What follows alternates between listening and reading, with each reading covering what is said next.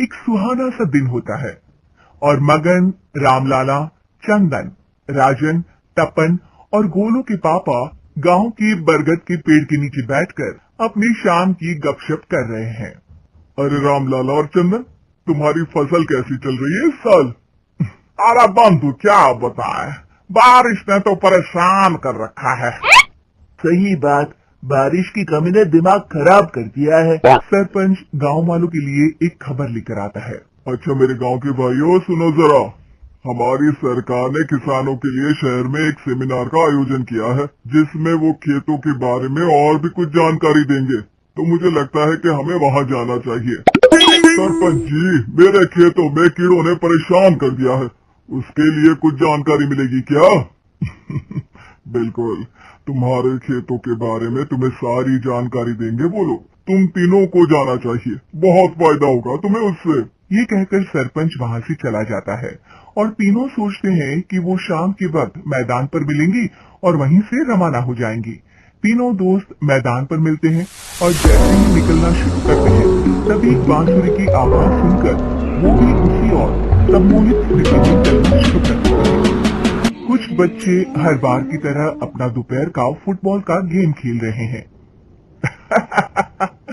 पकड़ लिया, पकड़ के दिखा मुझे, इतना भी नहीं कर सकता। अच्छा, कितना भागेगा? आखिरकार तो मेरी पकड़ में आ ही जाएगा। हाँ, तुझे पता नहीं तपन, राजन कितनी तेज दौड़ लगा सकता है। खेलते खेलते अचानक से एक बांसुरी की मीठी आवाज सुनाई पड़ती है।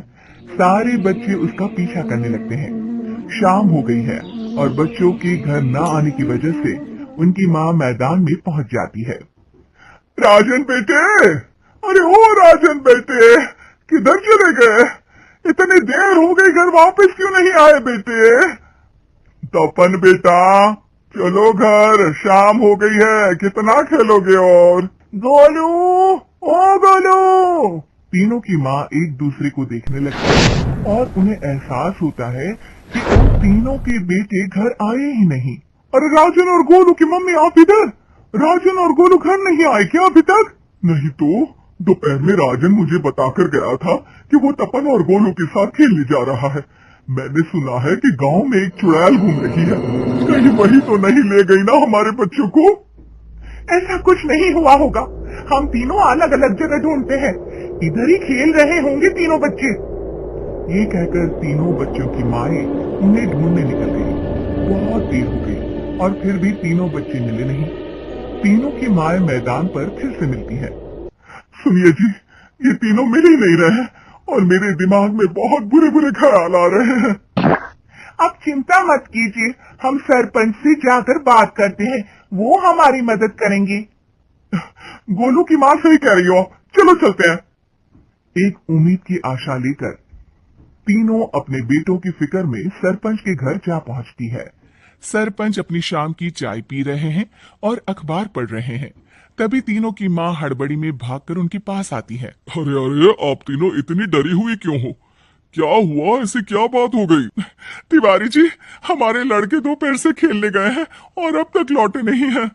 हमने उन्हें सब जगह ढूंढा लेकिन हमें वो मिले ही नहीं, इसीलिए हम भागकर आपके पास आ गए। अच्छा, इनके पिता कहाँ है? ये कुछ काम के लिए शहर गए हैं, इसीलिए हम भागकर आपके पास आए हैं। हाँ, मैं उसके बारे में भूल ही गया था। एक काम कीजिए, मुझे उस जगह लेकर चलिए जिधर वो आखिरी बार खेल रहे थे। सरपंच घर से एक डंडा लेकर तीनों के साथ मैदान की ओर निकल पड़ते हैं। तीनों मैदान पर पहुंच जाते हैं और उन्हें ढूंढने के लिए कुछ सुराग खोजना शुरू करते हैं। आपको कोई ऐसी जगह पता है जहाँ ये तीनों साथ में मिलते हैं? नहीं जी, ऐसी तो कोई जगह नहीं पता। अचानक से वही बांसुरी की आवाज आना शुरू हो जाता है और सरपंच सम्मोहित होकर उस आवाज की तरफ जाना शुरू कर देते हैं। अरे तिवारी जी, आप ठीक तो हैं? कहाँ जा रहे हैं? अरे ओ तिवारी जी, वो हमें सुन नहीं पा रहे हैं क्या? सरपंच बांसुरी की धुन में झुककर उसी दिशा में आगे बढ़ रहे थे। ये आवाज कैसी? ऐसा लग रहा है कि कोई बांसुरी बजा रहा हो। हाँ, सरपंच जी भी उसी दिशा में जा रहे हैं। सरपंच का पीछा कर तीनों मैदान के टूटे हुए बंगले पर पहुंच गए और सरपंच के पीछे दरवाजे के अंदर घुस गए। तीनों बंगले के अंदर झांकते हैं तो देखते हैं कि बहुत अच्छे से संभाला गया है बंगला। उतने में एक हंसी की आवाज आती है। मेरी बांसुरी, तूने मुझे आज तक कभी तंग नहीं किया। हमेशा अपने जादू से लड़कों को खींच लाती है। ये बोलते ही राजन की माँ को तीनों बच्चे और उनके पिता वहाँ चुड़ैल के पास लेटे हुए दिखते हैं। अरे वो देखो गोलू के पापा। अरे रे, अरे गोलू की माँ, अब चुप रहिए ना जरा।